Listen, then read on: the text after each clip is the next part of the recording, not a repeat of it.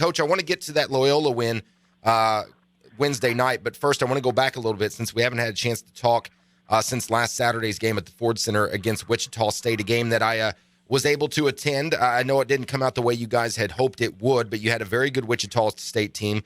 There's a reason they're one of the top-ranked teams in the country, but what were your takeaways from that game? What did you guys not do as well as you had hoped, and are there any positives you were able to take out of that? Not really from a positive standpoint. I mean, we just didn't play.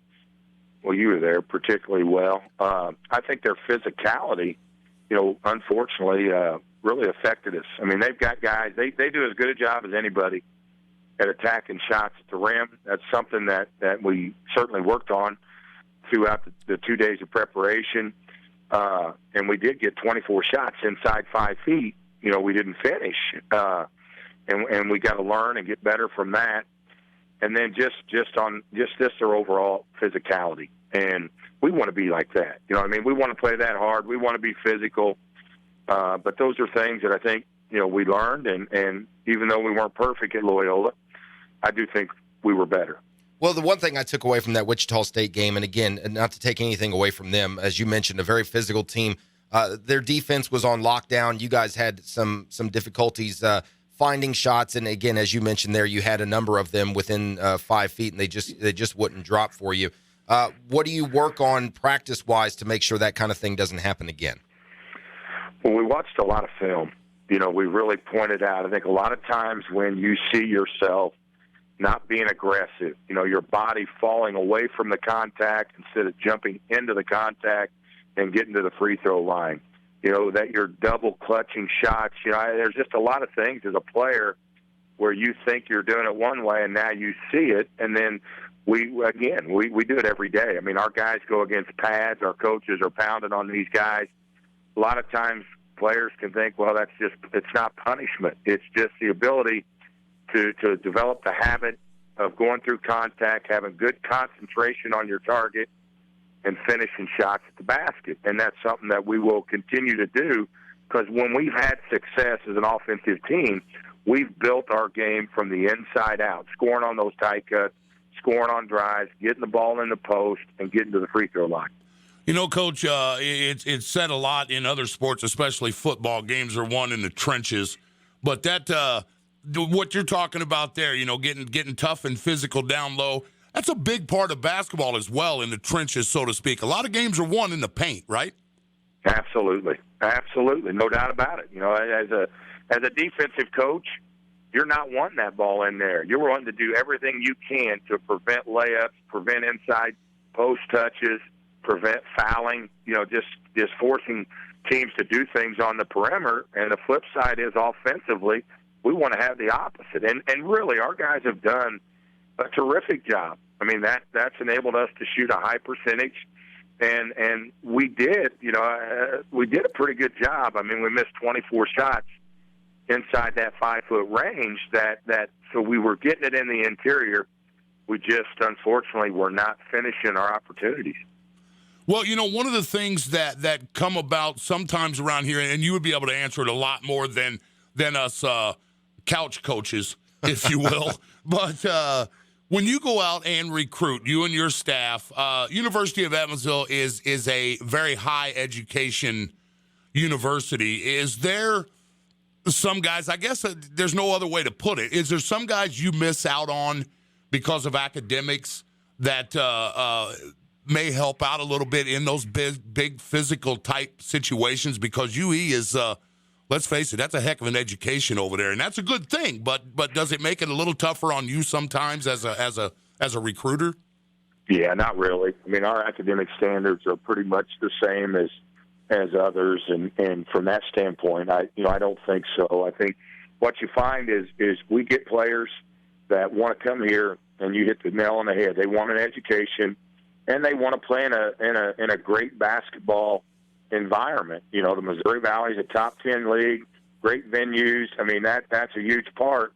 But what you find sometimes is not having the big time Division I football and the 30,000 students that, if they're looking for that big time social atmosphere, then we're not going to give them that. I mean, there's plenty of things to do here socially, but you just don't. You can't emulate that. And we're fortunate because we get guys that are focused, that want to be good basketball players, want to be good students, want to get their degrees and be successful. So I think we got a great situation.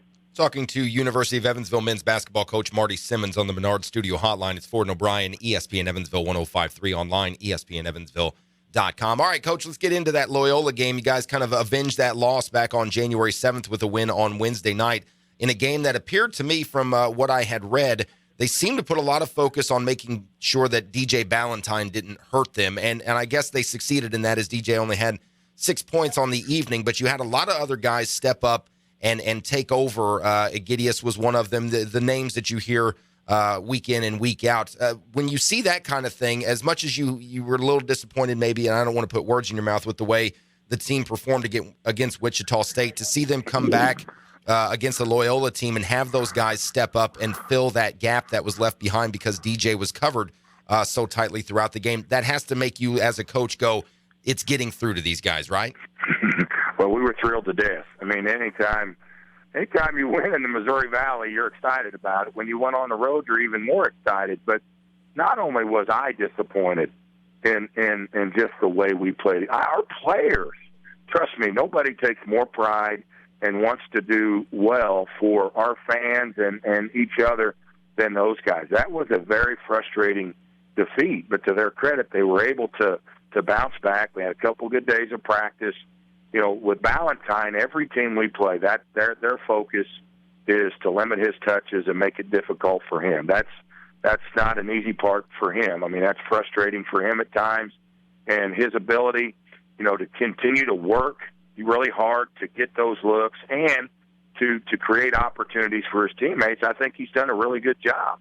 And like you said, we did. We had other players step up. Stafford came off the bench and hit a couple threes in the first half. David Howard had 6 points in 6 minutes. You know, I thought Blake, my son, I thought he stepped up in the second half and made some plays. Adam Wing hit a big jumper, got a great offensive rebound. Egidius, you know, I mean, he was super solid, got 6 offensive boards, another double-double. I mean, you can go right down the line. I mean, it was probably one of the best team wins where we had everybody contribute in a positive way that maybe we've ever had here.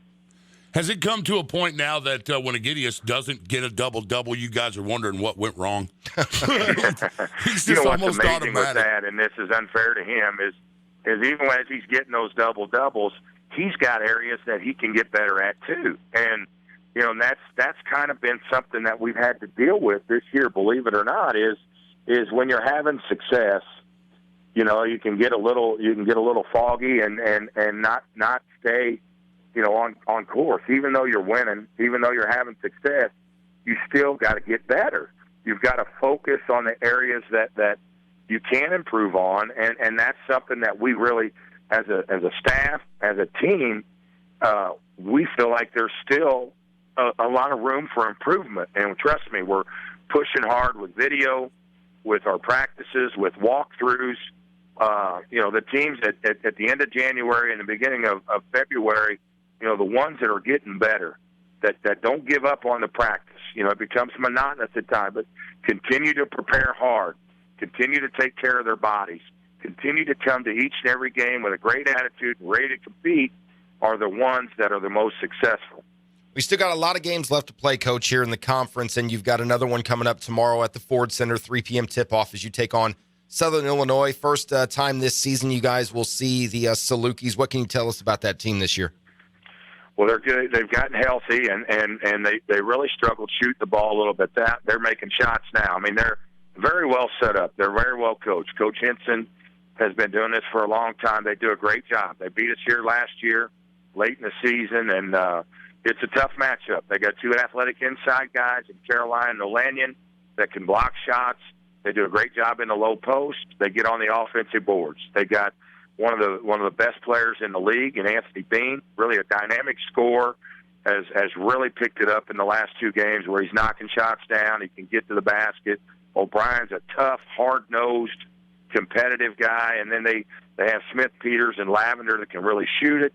And then they have an Evansville native in Pendleton that comes off the bench that really, could start for a lot of teams in the league, and he is an unbelievable athlete, can attack the rim, great offensive rebounder, just a great competitor. So a team that we've got a lot of respect for, and be a very, very tough physical basketball game. Well, I haven't seen a lot of Jalen Pendleton since he went over to SIU, but I did follow him a little bit at Boise, and I tell you, I'm sure he plays a college game the same way he played the high school game.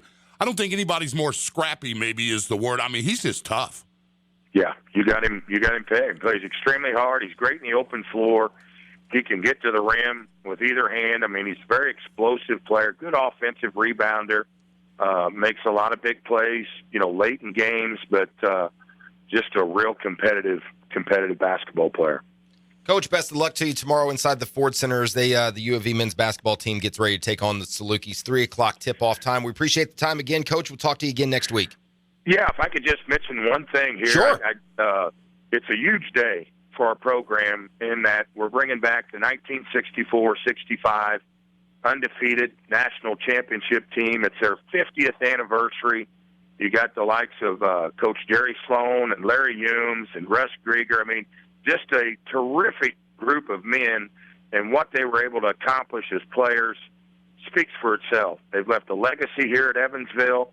They're the ones that pioneered the opportunity for the program to go on to Division I, and we certainly honor those guys. And Coach McCutcheon, we know he's got a big smile on his face up in heaven as he looks down as this team gets ready to celebrate their 50th anniversary. It's nicely put. That's Evansville men's basketball coach Marty Simmons joining us on the Menard Studio Hotline. We'll talk to you next week, Coach. Thanks so much, guys.